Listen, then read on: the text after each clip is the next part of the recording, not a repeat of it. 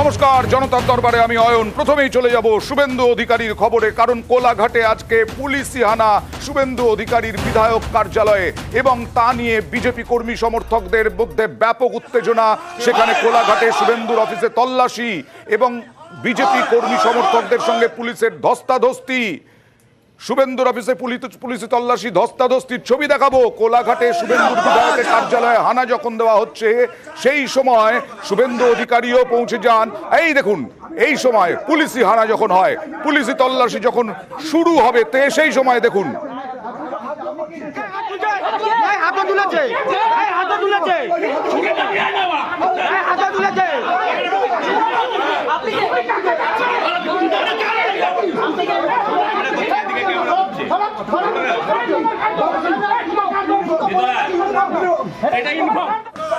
আর এরপরেই শুভেন্দু অধিকারী গিয়ে পৌঁছন কেশপুর থেকে কোলাঘাটে।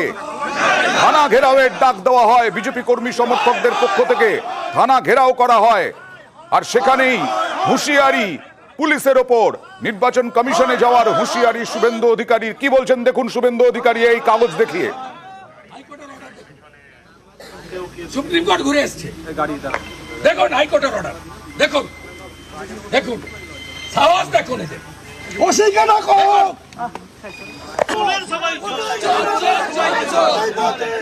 কথা বলবো প্রতিনিধি সুজিত ভৌমিকের সঙ্গে। সুজিত, এই যে হাইকোর্টের অর্ডার, দেখুন হাইকোর্টের অর্ডার বলছে শুভেন্দু অধিকারী, হাইকোর্টে কি নিয়ে মামলা ছিল, কি অর্ডার ছিল?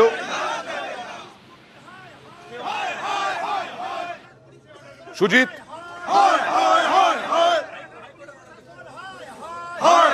কথা বলবো প্রতিনিধি সুজিত ভৌমিকের সঙ্গে। দেখো, যে কথাটি সামনে আনছেন শুভেন্দু অধিকারী, অভিযোগ আকারেই বলছেন। তিনি বলছেন যে হাইকোর্টের রক্ষা কবচ রয়েছে, যে রক্ষা কবচ অনুযায়ী তার দাবি যে তার অনুমতি ছাড়া কোনোভাবে তার অফিস বা তার বাড়িতে ঢুকে তল্লাশি করা যাবে না।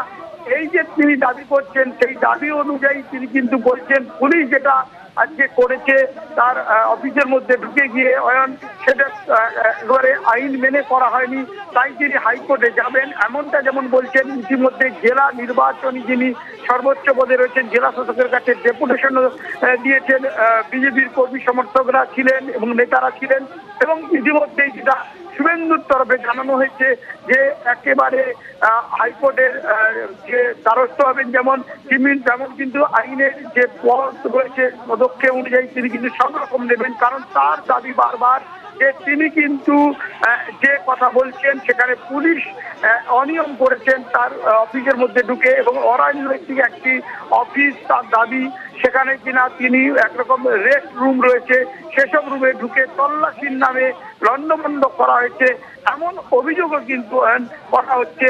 সেখানে কিনা বিজেপির তরফে কিন্তু ক্ষোভ জানানো হয়েছে, বিজেপির কর্মী সমর্থকরা জড়ো হয়ে যান। সুজিত, এই যে বিজেপি কর্মী সমর্থকরা যখন জড়ো হলেন, তারপরে পুলিশের সঙ্গে ধস্তাধস্তির ছবি আমরা দেখতে পাচ্ছি, বিজেপি সমর্থকদের দাবি কি ছিল? যখন যে ধস্তাধস্তির ছবি, সেটা কিন্তু অফিসের সামনের ছবি, এক্সক্লুসিভ নিউজ 18 বাংলায়, সেটা কিন্তু থানা থেকে অনেকটা দূরে, এবং সেখানে কিনা ওই ঢুকে তল্লাশি করার ব্যাপার নিয়ে কিন্তু বচসা বাঘ বিতণ্ডা যে ছবি আমরা দেখাচ্ছি, সেটা কিন্তু একেবারে শুরু থেকেই দেখা যায়, এবং সেখানেই দেখা যায় বিজেপি কর্মী সমর্থকরা বলতে থাকেন যে নিয়ম অনুযায়ী এটা করা যায় না। সেখানে বামদেব গুচাই, যিনি বিরোধী দল নেতা, জেলা পরিষদের বিজেপি নেতা, তিনি বারবার করে কিন্তু তর্ক করছিলেন। তর্ক থেকে দেখা যাচ্ছে অনেক সময় হাত দিয়ে ঠেলাঠেলিও দেখা যাচ্ছে, যে ছবি সেখানেই দেখা যাচ্ছে না এভাবে করা যায় না। বেশ, ধন্যবাদ। আসলে এই উত্তেজনা তৈরি হয় বিজেপির বিধায়ক শুভেন্দু অধিকারীর কার্যালয়ে যখন পুলিশ হানা দেয় আজকে সন্ধ্যেবেলা, আর হুঁশিয়ারি দিলেন শুভেন্দু অধিকারী। কি দেখুন, আপনি ইসিআই এর অনুমোদন নেবেন না, হাইকোর্টে কমিট করেছেন সার্চ ওয়ারেন্ট নেবেন না, ভিডিওগ্রাফি করবেন না, leader of opposition equivalent to cabinet minister, এবং হাইকোর্টে আমার প্রোটেকশন আছে। আপনার মুখ্যমন্ত্রী সুপ্রিম কোর্টে গেছিল, সুপ্রিম কোর্ট হাইকোর্টে ফিরিয়ে দিয়েছে, স্টে দেয়নি, আপনার আবেদন শোনেনি, তারপরেও আপনি এই জিনিস করবেন। ইলেকশন কমিশন কেন সৌরভ চিনা এবং সিআই তমলুককে সাসপেন্ড করবে না? এবং যদি এসপির নির্দেশে থাকে, এসপিকেও এখানে সাসপেন্ড করতে হবে বা ট্রান্সফার করতে হবে। এর পিছনে কে আছে আমি জানতে চাই। আমার লয়ার হাইকোর্টে একটি ক্যান অ্যাপ্লিকেশন করছেন, যেহেতু এই কাজটা তারা এখানে করেছে। জনতার দরবারে আপনাদের স্বাগত। আমার সঙ্গে প্রতিদিনের মতো আজকেও জনতা আছে এবং তার সঙ্গে সঙ্গে নেতারা রয়েছেন। কারা উপস্থিত রয়েছেন পরিচয় করিয়ে দেব। শতরূপা বিজেপি মুখপাত্র, সিপিআইএম এর পক্ষ থেকে পার্থপ্রতিম বিশ্বাস, কংগ্রেস মুখপাত্র সুস্মিতা বিশ্বাস এবং পার্থপ্রতিম রায় তৃণমূল মুখপাত্র। প্রথমেই আমি পার্থপ্রতিম রায়ের কাছে যাব। বলছেন যে রক্ষা কবচ রয়েছে, তারপরেও এত পুলিশ নিয়ে, এত পুলিশ অফিসার নিয়ে কেন যাচ্ছে তল্লাশি করতে? লন্ডভন্ড করে দিয়েছেন শুভেন্দু অধিকারী অভিযোগ করছেন। দেখুন, এই মুহূর্তে ইলেকশন চলছে, নির্বাচন কমিশন দ্বারা সমস্ত কিছু নিয়ন্ত্রিত হচ্ছে এবং নির্বাচনের প্রেক্ষাপটে দাঁড়িয়ে বিভিন্ন সময় নাকা তল্লাশি যেমন চলে, বিভিন্ন ধরনের অর্থের বেআইনি অর্থের লেনদেন থেকে শুরু করে অস্ত্র হতে পারে বা অন্যান্য অবজেকশনেবল আর্টিকেলস, এগুলো নিয়মিত তল্লাশি বা তদন্ত হয়। সেই রকম কোনো রিপোর্ট থাকলেও থাকতে পারে। শুভেন্দু অধিকারী বিরোধী দলনেতা বলে তিনি কোনো ধরনের অপরাধের সঙ্গে যুক্ত থাকবেন না, এটা কখনো হতে পারে না। পুলিশের কাছে নির্দিষ্ট কোনো অভিযোগ ছিল, তাই তারা গিয়েছে, তল্লাশি করেছে। তার সঙ্গে পুরনো কোনো মামলার যোগ আছে বলে আমার মনে হয় না। এবং আরেকটা বিষয় যেটা উল্লেখযোগ্য, যে পুলিশই যখন যাচ্ছিল, যেভাবে শুভেন্দু অধিকারীর সমর্থকরা পুলিশকে বাধা দিচ্ছিল বা ধস্তাধস্তি করছিল, এটা কি আমরা শেখ শাহজাহানের ক্ষেত্রে সন্দেশখালীর পরিস্থিতি যেটা নিয়ে এত বিতর্ক হচ্ছিল, এটাও কি তার মতো একটা ঘটনা নয়? শতরূপা, একটা তো এই বিষয়ে পার্থপ্রতিম রায়ের আমার প্রশ্ন হচ্ছে যে কাকে হুঁশিয়ারি দিচ্ছেন? এই যে নির্বাচন কমিশনের আন্ডারেই সমস্ত কিছু হচ্ছে, পুলিশ নির্বাচন কমিশনের আন্ডারে বলা হচ্ছে। দেখো অয়ন, প্রথমত ওদের কোনো সার্চ ওয়ারেন্ট ছিল না। দ্বিতীয়ত এটা একেবারে সর্বজন, মানে এটা সবাই জানে, ক্লিয়ার, যে high court has already given a protection order on শুভেন্দুদা। এবং এটা সাধারণত পুলিশ এরকমভাবে উইদাউট সার্চ ওয়ারেন্ট ধাঁ করে এরকম চলে আসতে পারে না। আর শুভেন্দুদার সঙ্গে তৃণমূলের একটা যে রেশারেশির ট্র্যাক রেকর্ড আছে, সেটাও সবাই জানে। তো এইটা এই মুহূর্তে এভাবে করার কোনো যুক্তি নেই। ইলেকশন কমিশনকে জানাতে পারতো ওদের যদি এরকম সাসপিশিয়াস কিছু মনে হয়ে থাকে। আর after all he is not. Parthapratim Roy বললেন যে নির্বাচন কমিশনের আন্ডারেই তো সবকিছু হচ্ছে, যা হচ্ছে। হ্যাঁ, তো নির্বাচন কমিশনকে জানানো উচিত ছিল না যে আমরা যাচ্ছি? নির্বাচন কমিশন তো জানেই না, তারা তো আকাশ থেকে পড়েছে।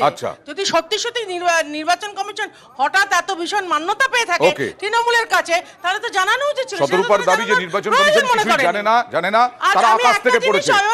এই ধরনের নির্বাচন কমিশনে কোনো বিবৃতি কিন্তু সামনে আসে। আমি জাস্ট একটা সেন্টেন্স শেষ করি। আমি যখন ঢুকছিলাম তুমি বলছিলে যে বিধায়ক, he is not an ordinary বিধায়ক, he is leader of opposition. সেজন্য তার আলাদা প্রিভিলেজ আছে। বেশ, এবার দেখাবো শুভেন্দু অধিকারী শুধু এখানেই বিধায়কের কার্যালয়ে তাকে পুলিশে আনা হয়েছে এরকমটা নয়। আজকে দিনভর তিনি হুঁশিয়ারি দিয়েছেন পরপর। দেখুন, নন্দীগ্রাম থেকে আরম্ভ করে দেখুন।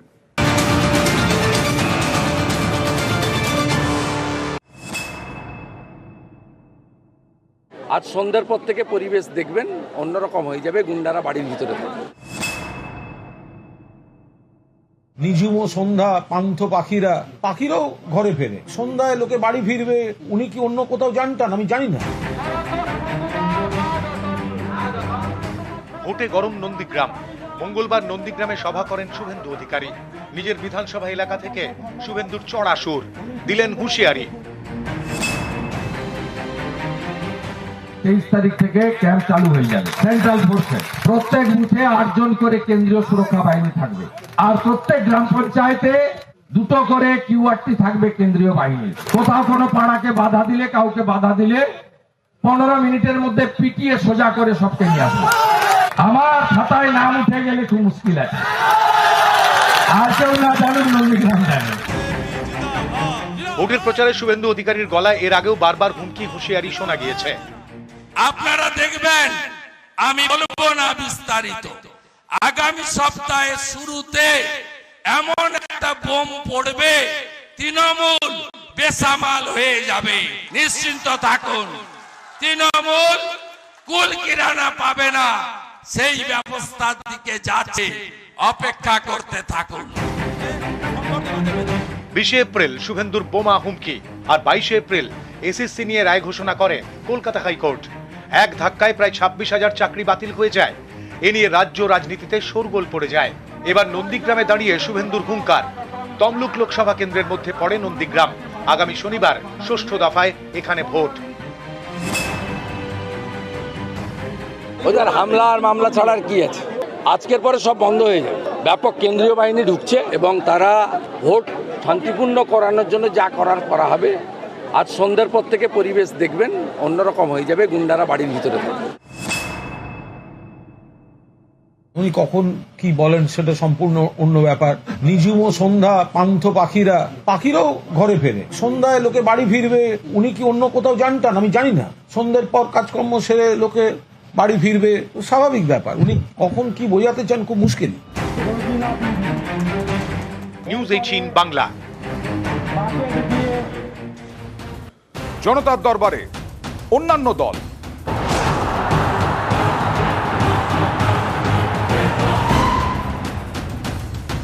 জনতার দরবারে শুভেন্দু অধিকারীর পর পর হুঁশিয়ারি দেখালাম। এই নিয়ে প্রথমেই জনতার প্রশ্ন। শুভেন্দু অধিকারী এরকম হুমকি দেখাচ্ছেন কেন? তিনি কি চাপে আছেন, নাকি এটা তার নতুন কোনো কৌশল? শুভেন্দু অধিকারী কখনো চাপে থাকে না, এটা তো পলিটিক্যাল ট্র্যাক রেকর্ডই আছে শুভেন্দুদার, যে শুভেন্দুদা কখনো চাপে থাকে না, অন্য লোককে চাপ দেয় না। শুভেন্দুদার কোনো প্রেশার নেই, তবে ইলেকশনের সময় প্রত্যেকেই টেনশনে থাকে। হুমকি দেওয়াটা তো শুধু তৃণমূলের একচ্ছত্র অধিকার নয়। তৃণমূল যেহেতু রেগুলার বেসিসে হুমকি দিয়ে যায় এবং শুভেন্দুদা এত বছর ধরে ছিল তৃণমূলের সঙ্গে, সেজন্য তৃণমূলের কৌশলগুলো ভালো মতন জানে। তো আমার মনে হয় এটার অ্যান্টিসিপেটরি উনি বলেই দিয়েছেন যে যাদের যাদের ঝামেলা করার উনি যা মনে করছেন তাদের উনি একেবারে গ্যারাজ করে দেবেন। ওকে, এবার হুমকি হুঁশিয়ারি নিয়ে অন্যান্য দল কি ভাবছে? পার্থপ্রতিম বিশ্বাসের কাছে যাব।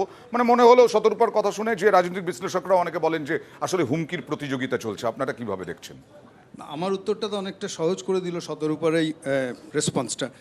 একটাই কারণে আমি এটাই বলতে যাচ্ছিলাম যে বেসিক স্কুলিং যদি তৃণমূলে হয়, ঘরানা বলতে যাবো যায় তৃণমূল, সেই ঘরানাটা যে এখনো পর্যন্ত ঘোচেনি সেটা বোঝা যাচ্ছে ওনার মেজাজে, চলনে, বলনে, ভাষায়, বার্তায়, সবটাতেই। ফলে ওই মেদিনীপুর জেলাতে দাঁড়িয়ে উনি যেভাবে ভোট করাতেন, মানে তৃণমূল যেভাবে ভোট করাতো এক সময়, সেটা তো একদম ক্লাসিক বলবো হরিণ লুটের ভোট। যেভাবে পঞ্চায়েতে ভোট, পুরসভার ভোট হয়, সেখানে প্রায় বিধানসভা লোকসভার ভোটও পারলে ওইভাবে করিয়ে নিতেন। কিন্তু সম্ভবত সেই দিনটা ঘুষতে চলেছে এবারের ভোটটায়, কারণ গত 5টা ফেজ জুড়ে আমরা উনি বলছেন, কিন্তু শুভেন্দু অধিকারী বলছেন কেশপুরে দাঁড়িয়ে যে এখানে ভোট লুট হবে না, আর ভোট লুট করা যাবে না, গুন্ডারা সব ঘরে ঢুকে যাবে। হ্যাঁ, আমি তো সেইটাই বলছি যে ওই কি বলবো, যে কোতোয়ালের ভূমিকা যদি পাল্টে যায় তাহলে যেরকম হয়, শুভেন্দুবাবু সেই কথাই বলছেন। কারণ তিনি দলটা বদলেছেন বটে, অভ্যেস তো পাল্টাতে পারেননি। ফলে কার্যত সেই অভ্যেস নিয়ে হয়তো বিজেপির হয়ে বা লড়াই করতে চাইবেন, এই দল বদলের রাজনীতি এবং বাহুবলী রাজনীতি। এবং আমি যেটা বলবো একটাই অয়ন, যে পুলিশ গত 5 দফা এ রাজ্যে শান্তিপূর্ণ ভোট করাতে কোনো গুরুত্বপূর্ণ ভূমিকা পালন করেছে এ ধারণা রাজ্যবাসীর নয়। ফলে মানুষ যতটুকু ভোট দিয়েছে এবার, সেটা হচ্ছে নিজে দিয়েছে, নিজের অধিকার প্রয়োগ করেছে। সেটা নির্বাচন কমিশনের দাক্ষিণ্যেও নয়, রাজ্য পুলিশের দাক্ষিণ্যেও নয়, এমনকি কেন্দ্রীয় বাহিনীর ইন্টারভেনশনেও নয়। আমি এইটুকু। সুস্মিতা বিশ্বাস, প্রশ্ন হচ্ছে এটাই যে শুভেন্দুর হুঁশিয়ারি, শুভেন্দু অধিকারী কি চাপে?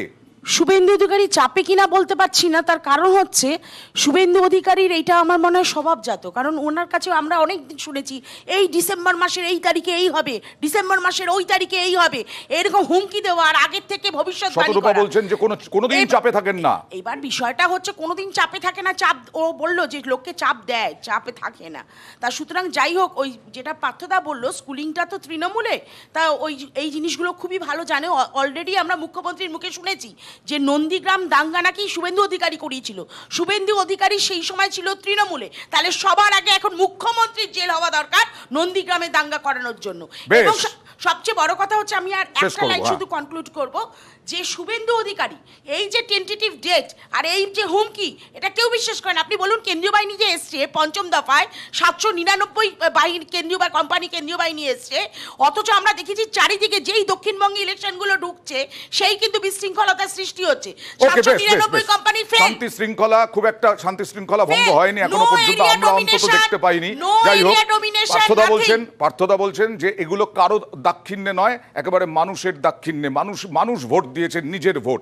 আর লক্ষ্মীর ভান্ডার, কারণ এই বিজেপি চাপে কিনা তৃণমূল বলছে, লক্ষ্মীর ভান্ডারের চাপে, কন্যাশ্রীর চাপে, যুবশ্রীর চাপে। লক্ষ্মীর ভান্ডার নিয়ে বলা যায় প্রতিযোগিতা, রাজনৈতিক বিশ্লেষকরা বলছেন। তৃণমূল লক্ষ্মীর ভান্ডার হাতিয়ার করছে, বিজেপি সেই লক্ষ্মীর ভান্ডার বাড়ানোর কথা বলছে। সে অমিত শাহ থেকে আরম্ভ করে শুভেন্দু অধিকারী, সবাই। দেখুন, বিজেপির একজন নেতা কদিন আগে বললেন ইলেকশনের পরে লক্ষ্মীর ভান্ডার বন্ধ করে দেবো। আমি বললাম তোদের কত সাহস আছে আমি দেখবো। 7 বছর বয়সেও এটা চলবে যতদিন বেঁচে থাকবেন। ওরা বলে লক্ষ্মীর ভান্ডার আমাদের টাকা বন্ধ করে দেবো, 3000 টাকা দেবো বিজেপি এলে। তো বিজেপি স্কিম, আসামে 2500 দিই আমরা, মধ্যপ্রদেশে 3000 টাকা দিই।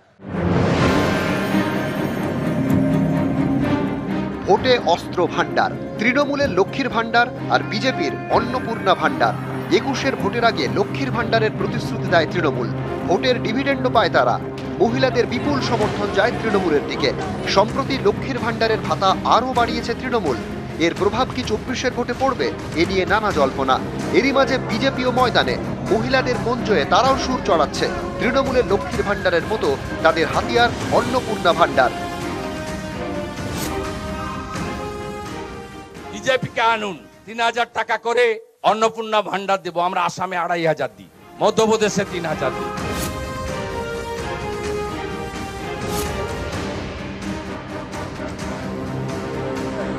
লক্ষ্মীর ভান্ডারে টাকা বাড়ানোর প্রতিশ্রুতি শোনা গিয়েছে অমিত শাহর গলাতেও। তিনি অবশ্য তেমন চালিয়ে খেলেননি। हम लक्ष्मी भंडार योजना में 100 रुपये ज्यादा बढ़ाकर दीदी लोगों को भेजने वाले 100 रुपये। এই লক্ষ্মীর ভান্ডার নিয়ে প্রায় প্রতিদিনই বিজেপিকে আক্রমণ করছে তৃণমূল।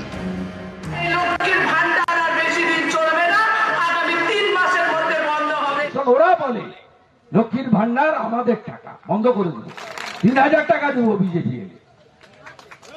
তো বিজেপি স্কিম, আসামে 2500 দিই আমরা, মধ্যপ্রদেশে 3000 টাকা দিই। বাংলায় মহিলা ভোট বড় ফ্যাক্টর। এ রাজ্যে এবার মোট ভোটার 7,59,19,891, মহিলা ভোট 3,73,48,511, অর্থাৎ প্রায় 49% ভোটারই মহিলা। অর্থাৎ মহিলাদের সমর্থন পেলেই কেল্লা ফতে। তাই মহিলাদের মন জয়ে সব দলই মরিয়া। তৃণমূলের আছে লক্ষ্মীর ভান্ডার, বিজেপির প্রতিশ্রুতি অন্নপূর্ণা ভান্ডার। নিউজ 18 বাংলা। লক্ষ্মীর ভান্ডারে আদৌ বিজেপি কোনো এই ঘোষণায় লাভ পাবে কি পাবে না, এই সব নিয়ে আলোচনা করব এবং জনতার প্রশ্ন থাকবে অবশ্যই। একটা ছোট্ট ব্রেকের পরে ফিরে আসছি। এই নিয়েও রাজনৈতিক তর্ক বিতর্ক জনতার দরবার। और ये धोनी की हुई जी गजब ग्रिप कैसे SRMB जैसे SRMB TMT बार की विन ग्रिप टेक्नोलॉजी सीमेंट के साथ बनाए मजबूत पकड़। Grip is important.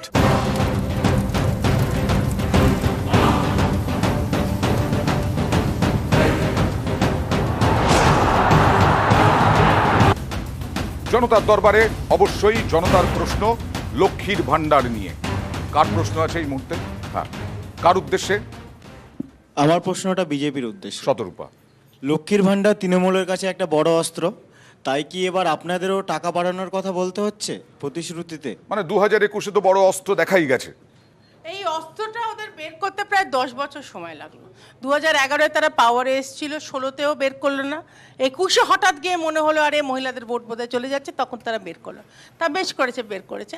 আমাদের কিন্তু বহুদিন ধরে বহু রাজ্যে আমরা বিভিন্ন রকমভাবে আর্থিক স্বাবলম্বন করার জন্য মহিলাদের বিভিন্ন যোজনা আছে, সেখানে বিভিন্ন জায়গায় বিভিন্ন নাম আছে, যেমন লাডলি বেহনা আছে, এটা মানে মধ্যপ্রদেশে এটা ফোকাসে এসেছিল বলে আমি বলছি। তো এখানে অলরেডি মোদিজি বহু বছর ধরে, মানে আমরা লাস্ট 10 বছর যে আছি তখনই আমরা বলেছি যে আমরা লখপতি নারী করব। আমাদের কনসেপ্টটা একটু অন্য, লখপতি দিদি, আমরা আমাদের কনসেপ্টটা একটু অন্য। আমরা দান দিই না, মানে এটা 500 টাকা দান দিয়ে দিলাম, তোমাদের বাড়ির পুরুষ মানুষদের আমরা মেরে ফেললাম কি অন্য জায়গায় পাঠিয়ে দিলাম, তুমি 500 টাকা নিয়ে খুশি থাকো, মান সম্মান চলে যাক, এই অ্যাটিটিউড আমাদের নয়। এইরকম অ্যাটিটিউড নাকি তৃণমূলের? এইরকম অ্যাটিটিউড মহিলার সম্মান করে আমরা তাদের আর্থিক লক্ষ্মীর ভান্ডার দেখে খানিকটা ভীত সন্ত্রস্ত হয়েই অন্নপূর্ণা ভান্ডার পঞ্চায়েত নির্বাচনের আগে তাদেরকে সামনে আনতে হয়েছে। আমরা বলতে চাই তারা যদি এ ধরনের কনসেপ্ট আগে থেকে নিয়েছে, কেন্দ্রীয় সরকারের একটা প্রকল্প বলুক এই লক্ষ্মীর ভান্ডারের মতো, যেটা সর্বত্র সারা ভারতবর্ষ জুড়ে দেওয়া হচ্ছে। 14টি রাজ্যে এই মুহূর্তে ক্ষমতায় রয়েছে সম্ভবত বিজেপি। কটা রাজ্যে চালু রয়েছে? মধ্যপ্রদেশে যে লাডলি বাহিনীর কথা বলছে সেটা সম্প্রতি চালু হয়েছে। তো স্বাভাবিকভাবে এটা ওদের এখন কাউন্টার দেওয়ার কোনো জায়গা নেই যেভাবে নারীদের ক্ষেত্রে মহিলাদেরকে এই লক্ষ্মীর ভাণ্ডার প্রকল্পের আওতাধীন করা হয়েছে বাংলার ক্ষেত্রে, এটা সবাইকে অনুসরণ করতে হবে। আচ্ছা, আগামী দিনে যেমন কন্যাশ্রী করেছে সকলে, যেমন সেটাই সোনিয়া গান্ধীও তো তারপরে অনেকবার বলেছেন যে এই রকম ধরনের, যদি কংগ্রেস ক্ষমতায় আসে এই রকম ধরনের প্রকল্প করা হবে। কিন্তু এখানে প্রশ্ন হচ্ছে সুস্মিতা দি, যে বিজেপির মানে রাজনৈতিক বিশ্লেষকরা বলছেন যে বিজেপিরই বিভিন্ন নেতা বিভিন্ন রকম কথা বলছেন লক্ষ্মীর ভাণ্ডার নিয়ে। ওনারা বিভিন্ন রকম রেট বলছেন, এক একজন এক এক রকম বলছেন। মানে মনে হচ্ছে যেন আমাদের মহিলা ভোটারদের কি তারা কেনার প্রচেষ্টা চালাচ্ছে। আজকে দেখুন এই যে ওনারা বললেন না ওনাদের বাইরে মধ্যপ্রদেশে আছে প্রকল্প, এক সেকেন্ড প্রকল্পগুলো চালু আছে। এই প্রকল্প বহুদিন আগে থেকে আমাদের রাজস্থান গভর্নমেন্টে চালু ছিল, আমাদের কর্ণাটক এবং অন্ধ্রপ্রদেশেও আমাদের রয়েছে। 2,500 টাকা করে মহিলাদের মাসে দেওয়া হয়। এবং আজকে ভোটে দাঁড়িয়ে আমাদের ভোটের ম্যানিফেস্টোতে আমরা মহিলাদের জন্য কতগুলো প্রকল্প রেখেছি। সেই প্রকল্পের একটি হচ্ছে মহালক্ষ্মী প্রকল্প, যেই মহালক্ষ্মী প্রকল্পে বছরে আমরা 1 লক্ষ টাকা করে দেব বলেছি। মেয়েদের আমরা 50% সরকারি চাকরিতে, যেটা পার্থপ্রতিম রায় বলছিলেন যে সবাইকেই ধরতে হবে এই বিষয়টা, আমি পার্থদার কাছে পরামর্শ দেওয়ার জন্য প্রত্যেকটা জেলায় জেলায় একজন আইনি পরামর্শদাতা দেব। আমরা মহিলাদের বিভিন্ন স্তরে উন্নত করে তুলে তোলা, তার মানে এটাই অবশ্যম্ভাবী হাতিয়ার। পার্থদা, না এটা একটা হাতিয়ার, অবশ্যম্ভাবী হাতিয়ার কেন হবে? ধরুন আপনি লক্ষ্মীর ভাণ্ডার নিয়ে আলোচনা করছেন, আপনি যদি সরস্বতীর ভাণ্ডার নিয়ে আমাদের রাজ্যে আলোচনা করতেন কেমন হতো আলোচনাটা? যে এখানে নিয়োগ দুর্নীতিতে একদিনে 26,000 মানুষের কাজ গেছে, ফলে সরস্বতী হচ্ছে ছেড়ে দে মা কেঁদে বাঁচি বলে রাজ্য ছেড়ে পালানোর চেষ্টা করছে। সেই রাজ্যে হচ্ছে অন্ততপক্ষে লক্ষ্মীর ভাণ্ডার আশ্রয়স্থল হয়ে উঠবে মহিলাদের, এটা হবে না। আমি বলছি মহিলাদের চাই আরও বেশি নিশ্চয়তা, তার কাজ চাই। লক্ষ্মীর ভাণ্ডার যদি আপনি সত্যি পূর্ণ রাখতে চান তাহলে হেসেলে আগুন লাগাচ্ছে যা, অর্থাৎ দ্রব্যমূল্য বৃদ্ধিতে কন্ট্রোল চাই, গ্যাসের দামে হচ্ছে যে আপনি নিয়ন্ত্রণ চাই, হ্যাঁ তা না হলে পরে কিন্তু লক্ষ্মীর ভাণ্ডার প্রকল্প সেটা হচ্ছে কখনো সফল হতে পারে না। ফলে আমি আবারও বলছি যে কাজটা হচ্ছে ইম্পর্টেন্ট। 100 দিনের বদলে আপনি 200 দিনের কাজ করুন, মেয়েদেরকে ইনভলভ করুন অনেক বেশি করে। আমি বলছি যে তবেই ভবিষ্যতের দিকে যেতে পারবেন। শুধু ভাতা ভাণ্ডার পালিয়ে গেছেন, লক্ষ্মীকে এনে কি হবে? একটা কথা শুধু বলতে চাই পার্থদা, একটু যদি বলেন যেই মা বোনেরা আজকে লক্ষ্মীর ভাণ্ডার পাচ্ছে সেই মায়ের ছেলে মেয়েরা কিন্তু চাকরি পাচ্ছে না। পার্থদার আগে উত্তরে, পার্থদারা আসলে ক্ষমতার অলিন্দ থেকে বহুটা দূরে রয়েছে, তাই আজকে অনেক ধরনের কথা বলবার তারা স্পর্ধা পাচ্ছে বা বলছে সকলের সামনে।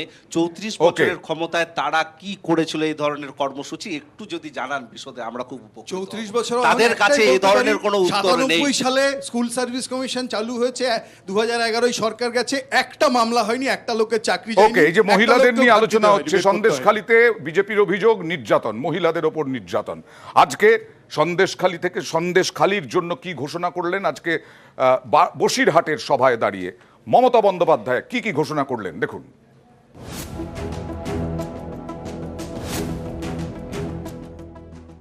আপনাদের এখানে কত মাছের ভেড়ি আছে, অনেক ভেড়ি আছে, অনেকে দখল করে ভেড়ি নিয়ে।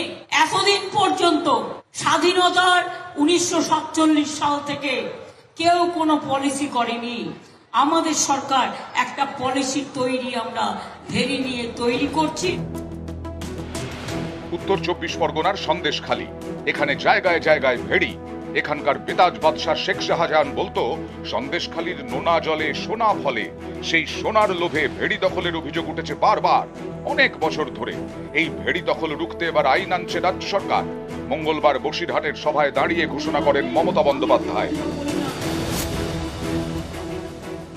আমাদের সরকার একটা পলিসি তৈরি আমরা ভেড়ি নিয়ে তৈরি করছি, যাতে যার ভেড়ি সে চাষ করুক, তা না হলে সেলফ হেল্প গ্রুপ বা যারা গ্রুপ ওয়াইজে করবে তারা করবে, কিন্তু গভর্নমেন্টের রেকর্ডে নাম রাখতে হবে, কারোরটা জোর করে কেড়ে নেওয়া যাবে না। আর তৃতীয়ত হচ্ছে গভর্নমেন্টকেও তার জন্য একটা রেভিনিউ দিতে হবে, তাহলে জমিটা তার অধিকারটা প্রোটেক্ট থাকবে। বসিরহাট লোকসভা কেন্দ্রের মধ্যে পড়ে সন্দেশখালী, যে সন্দেশখালী এবছরের শুরু থেকেই গরম, বিক্ষোভ, অবরোধ থেকে আগুন, কিছুই বাদ যায়নি। শেখ শাহজাহান এবং তার অনুগামীদের বিরুদ্ধে উঠেছে ভুরি ভুরি অভিযোগ। সব থেকে বেশি অভিযোগ ভেড়ি নিয়ে। স্থানীয়দের দাবি শাহজাহান বাহিনী জোর করে অনেকের ভেড়ি দখল করেছে, আবার অনেকের চাষের জমি কেড়ে নিয়ে সেখানে ভেড়ি তৈরি করেছে। সরকারের ক্যাম্প অফিসেও এরকম নানা অভিযোগ জমা পড়ে। আজকে 40 বছর কেনা হয়েছে জমিটা, সেই জায়গার উপরে জোর করে 3 জন পার্টিকে বসিয়ে দিয়েছে পাকা ঘর বেঁধে, বিডিও, এসডিও, এসপি, কিন্তু ওনারা বারণ করেনি। ভয়ে ভয়ে সংক্রান্ত আমরা আর আগাতে পারছি না। মানুষকে হুমকি দিয়েছে, ভয় দেখিয়েছে, আমাদেরকে মারধর করেছে। এটা করেছে শেখ শাহজাহান শেখ, শিবু হাজরা, তারপরে উত্তম সরকার। আমরা প্রতিবাদ করেছি, আমাদেরকে মারধরও করেছে। আমাদের সরকার একটা পলিসি তৈরি, আমরা ভেরি নিয়ে তৈরি করছি, যাতে যার ভেরি সে চাষ করুক, তা না হলে সেলফ হেল্প গ্রুপ বা যারা গ্রুপ ওয়াইজে করবে তারা করবে, কিন্তু গভর্নমেন্টের রেকর্ডে নাম রাখতে হবে, কারোরটা জোর করে কেড়ে নেওয়া যাবে না। আর তৃতীয়ত হচ্ছে গভর্নমেন্টকেও তার জন্য একটা রেভিনিউ দিতে হবে, তাহলে জমিটা তার অধিকারটা প্রোটেক্ট থাকবে। কার ভেড়ি কে দখল করছে? দখল তো হচ্ছে সাধারণ মানুষের জমি, জমি কেড়ে নিয়ে সেটা ভেড়ি বানানো হয়েছে। মুখ্যমন্ত্রীর এই বক্তব্যের সঙ্গে বাস্তবের কোনো যোগাযোগ নেই। যদি কেউ জোর করে ভেড়ি দখল করে, সেও তৃণমূল। সরকারের মদত ছাড়া, প্রশাসনিক সহযোগিতা ছাড়া এবং পুলিশের সক্রিয় অংশগ্রহণ ছাড়া কেউ কিছু দখল করতে পারছে না। সন্দেশখালীর শাহজাহান ছিলেন তৃণমূল নেতা। শাহজাহান এবং তার কয়েকজন অনুগামীকে গ্রেফতার করা হয়, তারপরেও সন্দেশখালী শান্ত হয়নি। এ নিয়ে ময়দানে নামে বিজেপি। বারবার তারা সন্দেশখালীকে অস্ত্র করে। এরই মাঝে প্রকাশ্যে আসে সন্দেশখালীর বিজেপি নেতার ভাইরাল ভিডিও। তারপরেই সন্দেশখালীতে পাশা বদল। 24 লোকসভা ভোটের বড় ইস্যু সন্দেশখালী। এ নিয়ে শুরুতে অস্বস্তিতে ছিল তৃণমূল। পাশা বদলে সেই অস্বস্তির ছবি বদলে গেছে। মঙ্গলবার বসিরহাটে প্রচারে গিয়ে সন্দেশখালী নিয়ে বার্তা দেন তৃণমূল নেত্রী। বোঝানোর চেষ্টা করেন সন্দেশখালী নিয়ে কোনো অস্বস্তির বিষয় নেই। এই লড়াইটা বড় লড়াই, এই লড়াইয়ে জিততে হবে। আমরা বসিরহাট লোকসভা থেকে বিজেপিকে করব খালি। বসিরহাটে হাজী নুরুল যেদিন জিতবে তার কয়েকদিনের মধ্যে আমার প্রথম ভিজিট এবার সন্দেশখালী হবে। এত বড় অভিযোগ, যেখানে সিবিআই এর অস্থায়ী ক্যাম্পে মানুষ উপচে পড়ছে, মানুষের জীবন জীবিকা, মহিলাদের সম্ভ্রম লুট করার অভিযোগ, সেখানে মুখ্যমন্ত্রী জিতবেন তারপরে যাবেন।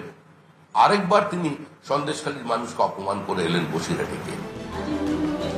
নিউজ 18 বাংলা।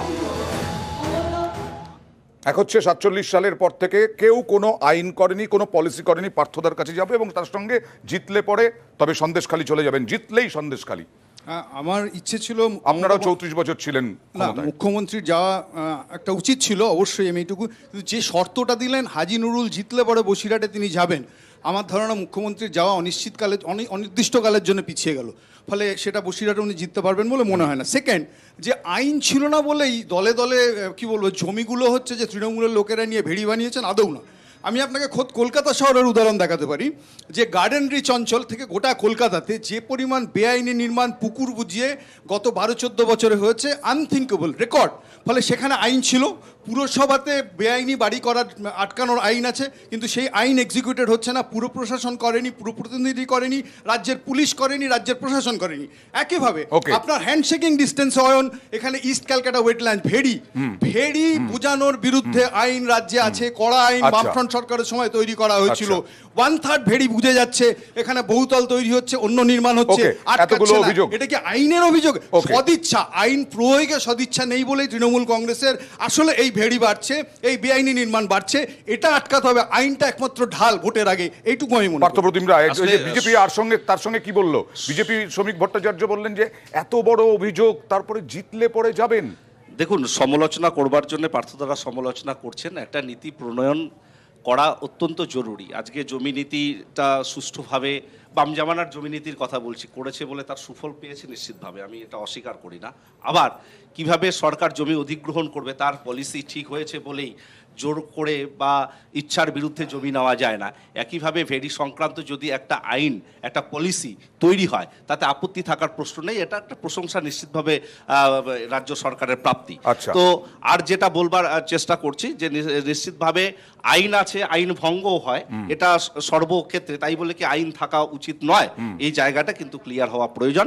একটা শুধুমাত্র সমালোচনার জন্য পার্থদা সমালোচনাটা, আমি আমার বন্ধু পার্থ যা বললেন, আমি যদি রাইট স্পিরিটে নিই, এক হচ্ছে যে এই মুহূর্তে ট্রাইবাল ল্যান্ড জোর করে কেড়ে নেওয়ার বিরুদ্ধে কড়া আইন আছে, সন্দেশখালীতে যা হয়েছে ট্রাইবাল ল্যান্ড কেড়ে নেওয়া হয়েছে।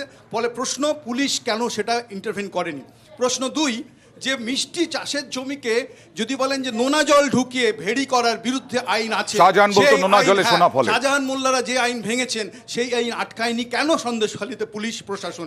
এই প্রশ্নটা অনেক বেশি ইম্পর্টেন্ট নতুন আইনে। আর একটা কথা শুধু পার্থদাকে বলবো যে মুখ্যমন্ত্রী মমতা বন্দ্যোপাধ্যায় বসিরহাটে লোকসভা নির্বাচন হওয়ার পরেই যাবে, কারণ সেখানে আমাদের পার্টি জিতবেই। শতরূপা, এই যে জোর করে জিতবে এটা মুখ্যমন্ত্রীর মুখে চোখে এন্টায়ার বডি ল্যাঙ্গুয়েজে বোঝা যাচ্ছে শি হ্যাজ লস্ট বসিরহাট।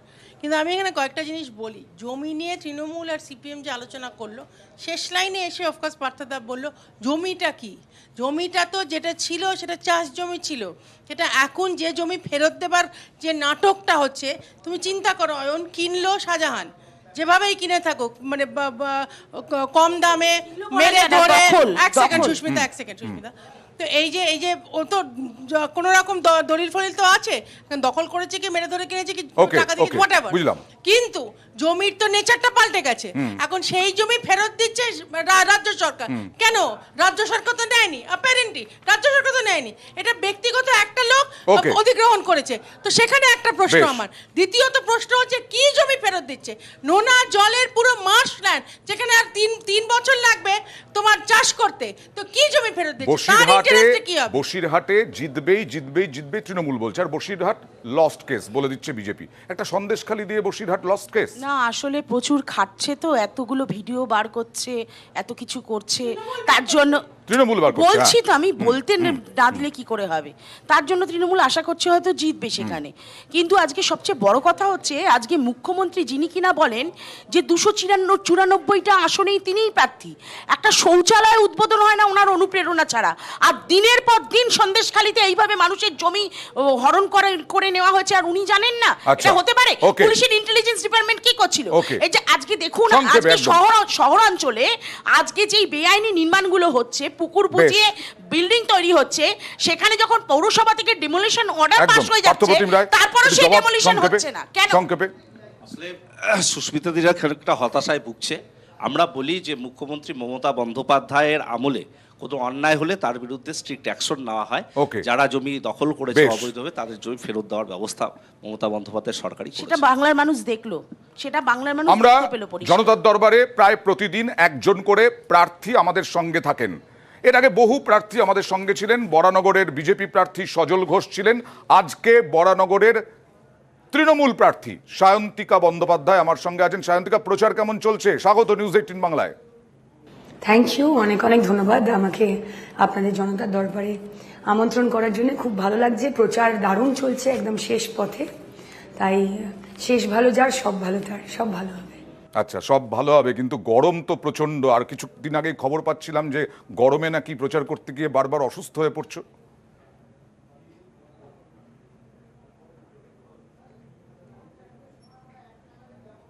হ্যাঁ অয়নদা, এখন তো হবেই।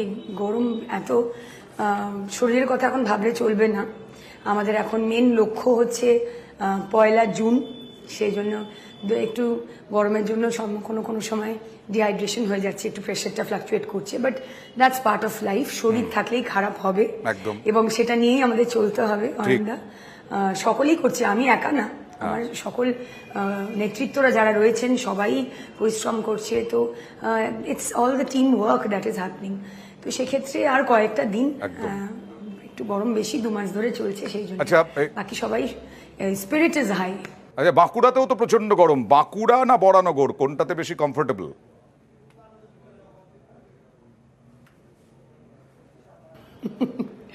Good question. বাঁকুড়া হয়ে বরানগর বেশ ভালো, ভেরি কমফোর্টেবল। আচ্ছা, আসলে বাঁকুড়ায় তো তুমি হেরে গিয়েছিলে, মানে বিধানসভা নির্বাচনে। বাঁকুড়ায় হেরে যাওয়ার পরে এবার বরানগর, মানে আমি বলছি যে বাঁকুড়ার টিকিট পেলে কি ভালো হতো?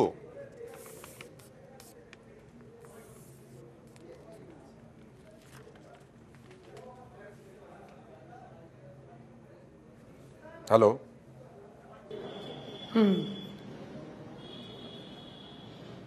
হ্যাঁ ঠিক অয়নদা, 3 বছর আমার ওখানে কেটেছে। আমার রাজনৈতিক পথ চলা কিন্তু বাঁকুড়া থেকে শুরু হয়েছে।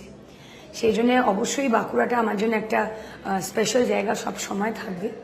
কিন্তু আমি বিশ্বাস করি যা হয় ভালোর জন্য হয়, সেই জন্যে কপালের নাম গোপাল, তাই কপালে যেটা লেখা আছে সেটাই হবে। আমাদের কাজ হচ্ছে কাজ করে যাওয়া, আমাদের কর্ম করে যেতে হবে ফলের আশা না করে। আমি সেটাই করছি, বাঁকুড়ার সময়ও আমি সেটাই করেছি। আমি প্রথম দিন যখন বাঁকুড়ায় পৌঁছেছি সেই দিনকে আমি বাঁকুড়াবাসীকে বলেছিলাম যে আমি জিতি বা হারি নির্বাচনে আমি বাঁকুড়া থেকে কাজ করব, এবং আমি 735 ভোটের জন্য জিততে পারিনি, কিন্তু আমি 3 বছর থেকে পড়ে থেকে কাজ করেছি। আর যেটা হয় ভালোর জন্যই হয়। এখন আমি সেই 3 বছরের এক্সপিরিয়েন্সটা অবশ্যই এখন সেটা আমার কাজে লাগছে। আর বাঁকুড়া স্পেশাল জায়গায় অবশ্যই থাকবে, কিন্তু বরানগর আমার জন্য অনেক বেশি মানে কি বলবো যে অনেক বেশি আরো ম্যাচিওর করতে আমাকে হেল্প করবে, কারণ এখানে যারা রয়েছেন, যারা নেতৃত্বরা রয়েছেন তারা সবাই অত্যন্ত সিনিয়র। আচ্ছা। এবং এখানে যেটা ডিফারেন্স যেটা আমি বলতে পারি যে এখানে অনেক গাইড করার আমার লোকজন রয়েছেন, সিনিয়র নেতৃত্বরা যারা প্রত্যেকেই সিনিয়র এখানে, তারা আমাকে গাইডটা করতে পারছেন। কিন্তু বাঁকুড়ায় কয়েকজন সিনিয়ররা ছিলেন, কিন্তু সেই অর্থে আমার লিডার্স সেরকম পাইনি যারা আমাকে গাইড করবে। তো ওই জন্যই বললাম যা হয় ভালোর জন্য হয়। তুমি নাকি এই বরানগর নিয়ে প্রশ্নের সময় নাকি অনেকটা ভাবছিলে এখানে বিজেপি কটাক্ষ করছে তোমাকে। সজল ঘোষ দাপুটে নেতা, কিরকম লড়াই, কঠিন, অনেক কিছু ভাবতে হচ্ছে।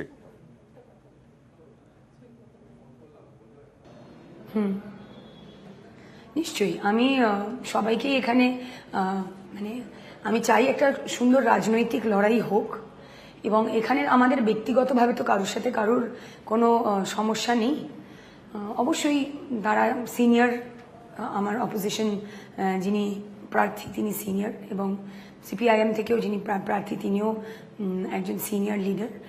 তারা অবশ্যই তাদের অভিজ্ঞতা থেকে তারা তাদের মতো করছেন, আমি আমার মতো করছি। আমার 3 বছরের স্বল্প অভিজ্ঞতা থেকেই আমি আমার মতো করে চেষ্টা করছি শেখার, এই পথে চলার। এবং সাথে অবশ্যই যেটা আমার সাথে রয়েছে, আমার ওয়েপন, আমার অস্ত্র, সেটা হচ্ছে মমতা ব্যানার্জির উন্নয়ন। মাটি মানুষের সরকারের উন্নয়নটাই আমার অস্ত্র। কঠিনভাবে বা সহজভাবে আমি কাউকেই সেইভাবে বিচারটা করছি না। যে কোনো লড়াই আমার মনে হয় না কারোর জন্যই সহজ হয়। লড়াইতে কিন্তু নিজের জায়গাটা লড়ে অর্জন করতে হয়। আমি লড়ার জন্য প্রস্তুত, রাজনৈতিক লড়াই লড়ার জন্য প্রস্তুত। আচ্ছা, তুমি মমতা বন্দ্যোপাধ্যায়ের কথা বললে, তুমি 3 বছরের সঙ্গী। তাপস রায় তো বহু দিনের সঙ্গী, বহু বছরের সঙ্গী। সেই তাপস রায়ের জায়গাতেই তুমি দাঁড়িয়েছো। তাপস রায় বিজেপিতে চলে গেলেন।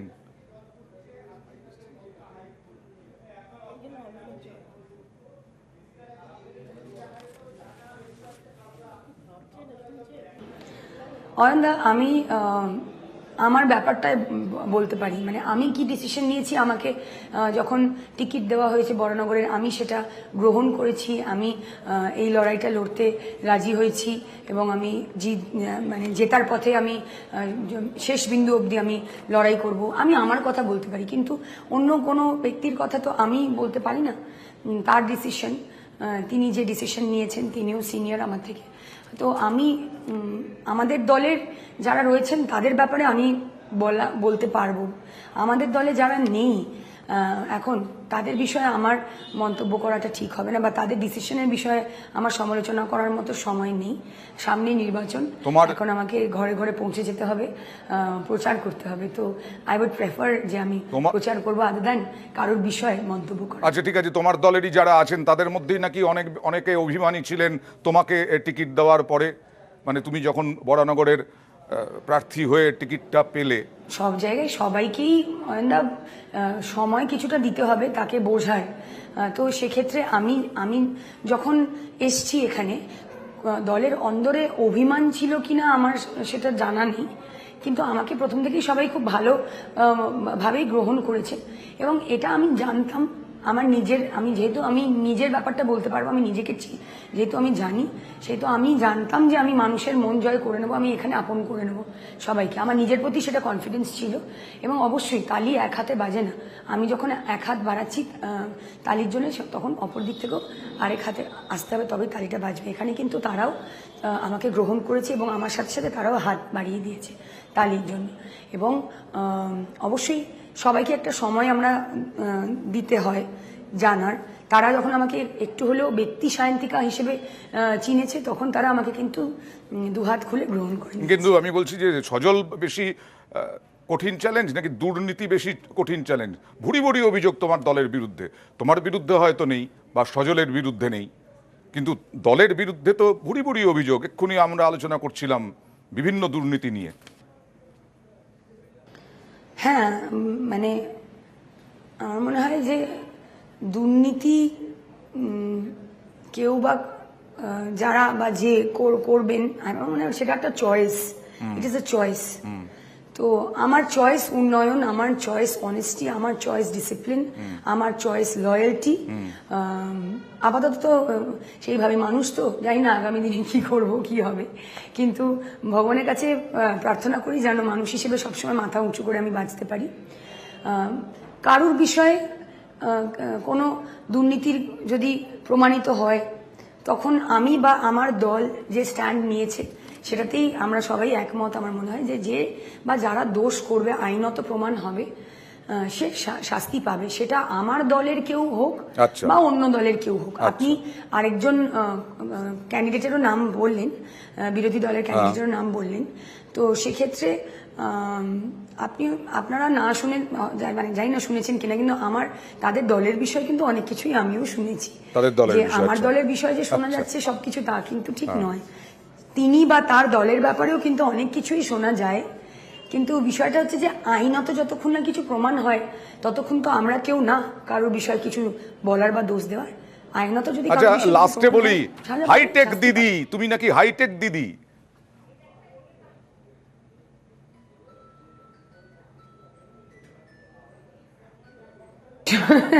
না না, আমি হাইটেক প্রচার সেটা না, সময়ের সাথে সাথে এখন AI যুগ, তো আমাদের তো পিছিয়ে থাকলে হবে না, আমাদেরও সময়ের সাথে সাথে এগিয়ে যেতে হবে। কিন্তু হ্যাঁ, সে প্রচার হাইটেক হোক কি লোটেক হোক, আমি এমনি একটু শেখেলে আমি ডায়েরিতেই লিখতে পছন্দ করি, কিন্তু ওই হয় যে অনেক কিছু একসাথে মাল্টিটাস্কিং করতে হয়, তো এখন সময় কম, মনে হচ্ছে 24 ঘন্টা কম পড়ে যাচ্ছে, তো ওই মাল্টিটাস্কিং এর জন্য একটু হাইটেক গ্যাজেট ব্যবহার করতে হয়।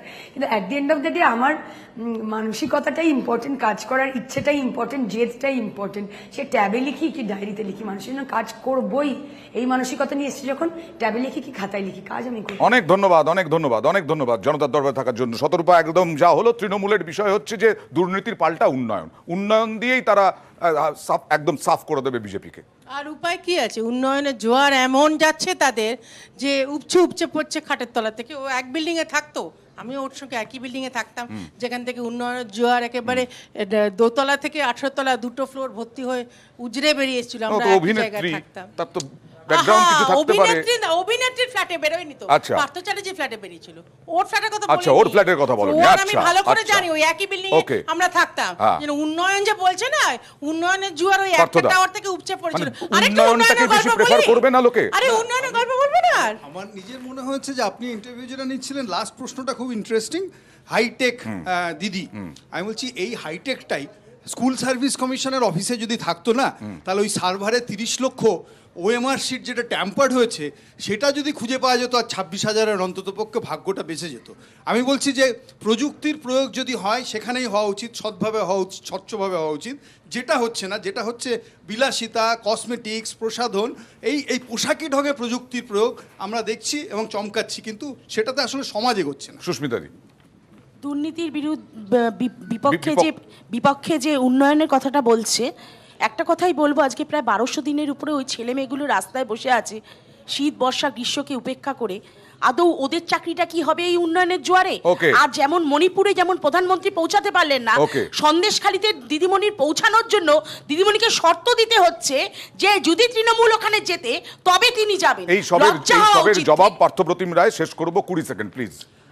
আমরা বলতে চাই যে সব কিছু আইনি পদ্ধতিতেই চলছে। আমরাও চাই এই বিষয়গুলো সুরা হোক, দুর্নীতি কারা করেছে স্পষ্ট হোক, এবং যারা বসে রয়েছে যারা যোগ্য তারাও চাকরি পাক, আমরাও চাই।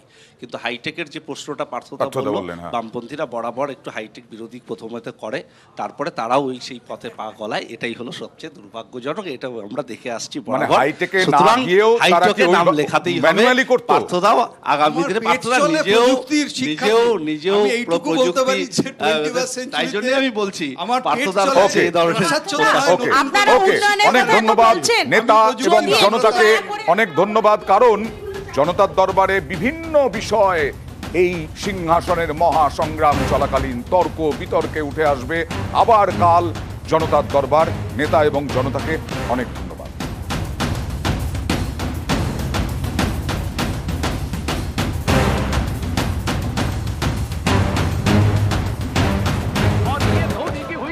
गजब ग्रिप कैसे SRMB जैसे SRMB TMT बार की विंग ग्रिप टेक्नोलॉजी सीमेंट के साथ बनाए मजबूत पकड़। Grip is important.